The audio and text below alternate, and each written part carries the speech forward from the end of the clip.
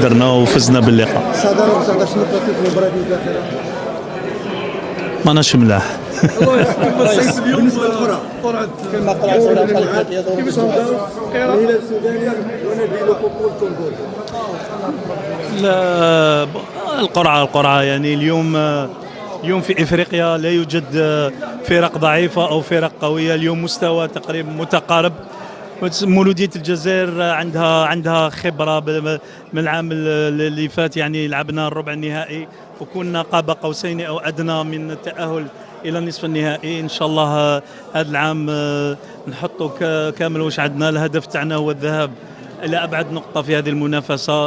أكو تعرفوا هذه المنافسة عزيزة علينا على فريق مولودية الجزائر، واليوم نتمنى التوفيق لفريقنا في مولودية الجزائر وفريق شبيبة القبائل وشباب الوزداد واتحاد العاصمة، لأنه اليوم المنافسة منافسة أخرى، منافسة تكون فيها الراية الوطنية هي الهدف، رفع الراية الوطنية في إفريقيا.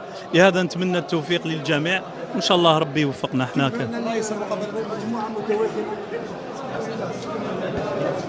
كل انا ليا الفرق اللي تاهلت كامل لدور المجموعات عندهم مستوى. الفرق لاباس بها، فرق جازت، كاين فرق جازت بسهوله وكاين فرق جازت بصعوبه.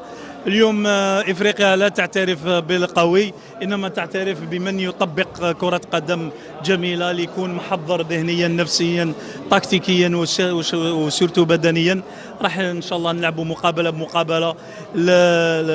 في دور المجموعات عندك الحظ يعني تعوض كي يكونوا نتائج سلبيه، لكن الدور الاقصائي كان صعب مع فرق تلعب للمره الاولى، تلعب بطوله افريقيا مدت كامل واش عندها. اليوم الحمد لله ان شاء الله نقدموا اللاعبين واعيين بحجم المسؤوليه، ان شاء الله يقدموا كل ما عندهم من اجل هذه الجماهير الغفيره. اليوم جات تشجع فريقها وقدمت درس في الروح الوطنيه. يعني اليوم شفنا الاعلام الجزائريه في المدرجات.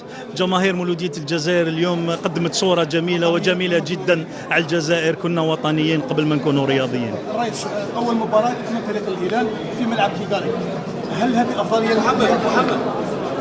تقدر تكون افضليه وتقدر ما تكونش افضليه، يعني على حسب النتائج، لكن المقابلات الاولى هي اللي تعطيك نظره على مستقبل في هذه البطوله. يعني لازم ندخلوا بكل قوه في اللقاء الاول، واللقاء الثاني هنا نستقبلوا الفريق سان داونز. ان شاء الله ربي يكون معنا، ما نسبقوش الاحداث. اليوم عندنا البطوله، فزنا باللقاء، عندنا لقاء يوم الاحد نروحوا لقاء بلقاء، سنلعب بالبيض وبعد لكل حدث حديث.